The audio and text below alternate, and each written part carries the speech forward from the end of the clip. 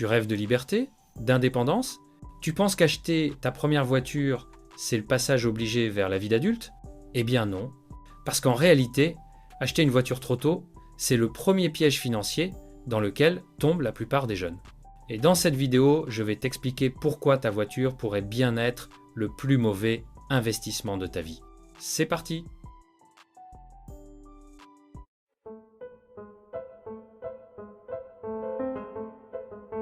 Depuis toujours, on nous vend la voiture comme un symbole de liberté. La pub te montre un mec qui roule sur une route déserte, vent dans les cheveux, musique à fond. Mais dans la vraie vie, ta liberté, elle finit souvent dans les embouteillages, avec le voyant essence allumé. Et pire, derrière cette illusion, il y a une réalité économique que peu de gens calculent vraiment. Une voiture, ça ne te rend pas libre, ça t'enchaîne à des dépenses.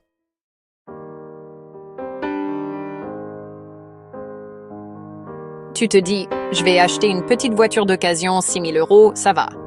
Mais attends, l'assurance, 70 à 100 € par mois. L'essence, 100 à 150 € par mois. L'entretien, pneus, vidange, 50 à 80 €. Les imprévus, panne, contravention, contrôle technique. En vrai, ta voiture te coûte entre 3 000 et 5 000 € par an minimum. Et plus tu roules, plus ça grimpe. Fais le calcul. Sur 5 ans, tu as dépensé 25 000 € pour un objet qui perd de la valeur chaque jour. Tu veux savoir comment on appelle ça? Un passif, pas un actif.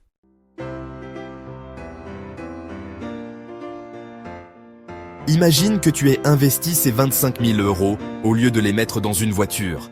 Tu pouvais avoir l'apport pour un appartement, ou lancer un business en ligne, ou placer l'argent sur des investissements qui te rapportent chaque mois.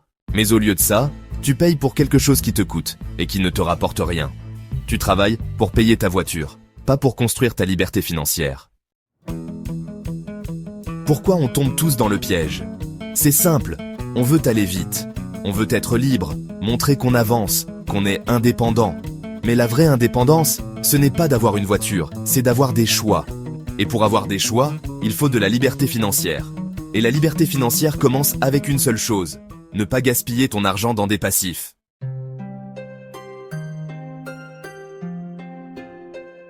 Je ne te dis pas de ne jamais acheter de voiture. Je te dis, fais-le au bon moment, pour les bonnes raisons. Quand tu peux la payer sans crédit, sans que ça pèse sur ton budget. Quand elle t'aide à gagner de l'argent, pas à en perdre. En attendant, utilise les transports en commun, le covoiturage ou même la location ponctuelle. Épargne chaque mois ce que tu aurais mis dans ta voiture et investis dans ta liberté future.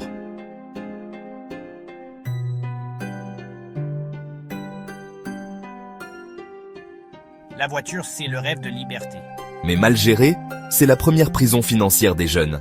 Alors avant de signer ce crédit ou d'acheter ta première voiture, pose-toi une seule question. Est-ce que ça me rapproche de ma liberté ou est-ce que ça m'en éloigne? Parce que la vraie liberté, ce n'est pas d'avoir une voiture. C'est de pouvoir choisir quand et comment tu veux vivre.